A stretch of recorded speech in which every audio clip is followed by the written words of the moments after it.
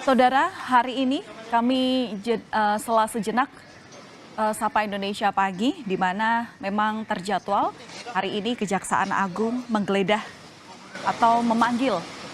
Menko Perekonomian Airlangga Hartarto terkait dengan kasus dugaan korupsi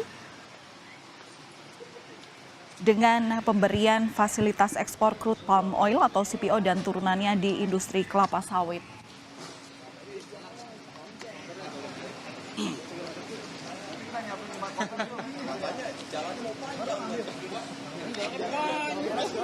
Iya.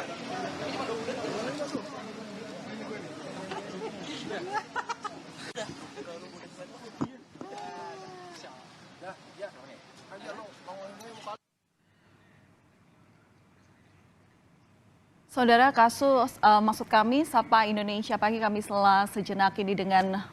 breaking news Kompas TV terkait dengan kasus korupsi minyak goreng yang mana hari ini memang terjadwal bahwa Kejaksaan Agung akan memeriksa Menteri Perekonomian Airlangga Hartarto, dan memang pemanggilan yang disebut sudah merupakan pemanggilan kedua ini telah ditepati oleh oleh terperiksa hari ini yang sebagai saksi, yakni Airlangga Hartarto. Jika melihat kasus sebelumnya, menurut Kapus Penkum Kejaksaan Agung,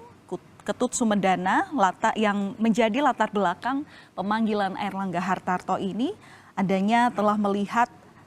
urgensi dalam rangka mengusut kasus mafia minyak goreng yang merupakan tindak pidana yang sebelumnya sudah terlaksana pada periode 2021-2022.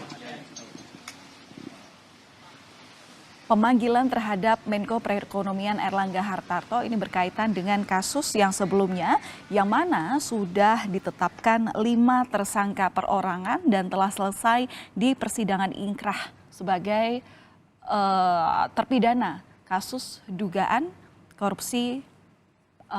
CPO atau minyak goreng.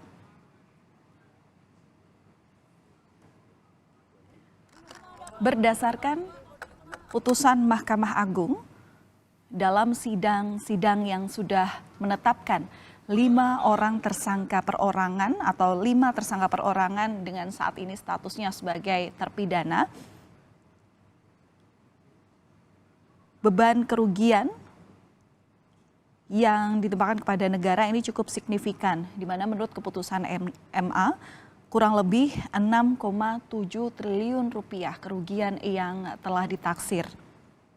Sehingga berdasarkan hal ini, maka ada sejumlah saksi yang perlu diperiksa. Setelah sebelumnya yang terbaru dalam memperbarui kasus ini, per tanggal 15 Juni 2023, Kejaksaan Agung juga telah menggeledah 3 lokasi berkaitan dengan kasus dugaan korupsi dalam pemberian fasilitas ekspor CPO dan turunannya pada industri kelapa sawit dan